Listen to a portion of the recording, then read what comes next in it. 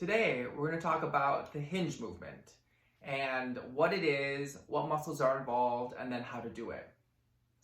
So first off, the hinge movement is how we bend from our hips to kind of to pick up something from the floor. And this is also a prequel to squatting. And so the muscles that are involved in this are your lower abdominals to stabilize your back, the whole spine muscles that we've been working on. Your glutes have to elongate to allow you to bend forward and then come back as well. And then if you're sitting, then your feet are on the ground supported.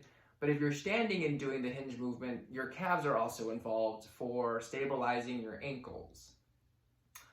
When performing this movement, what I'm looking for is that your spine is stable and it doesn't bend, doesn't curve, doesn't do anything funny like that when you do bend over. And it allows increased movement here through the hip. Okay, so to do this motion, you can grab a dowel, a yardstick, a broom, baseball bat, or if you're in a desperate, you can use a towel as well. And what you're going to do is you're going to lay it along your spine here as best as you can, okay? And the whole goal of this is just so that you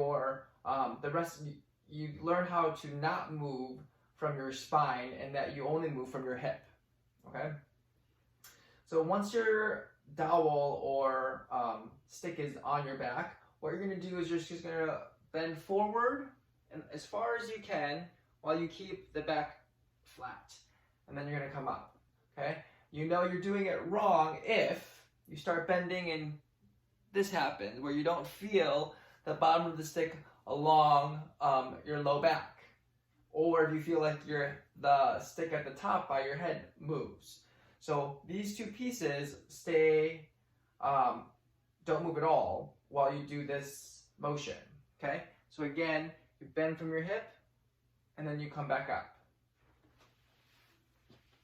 Why don't you give that a shot?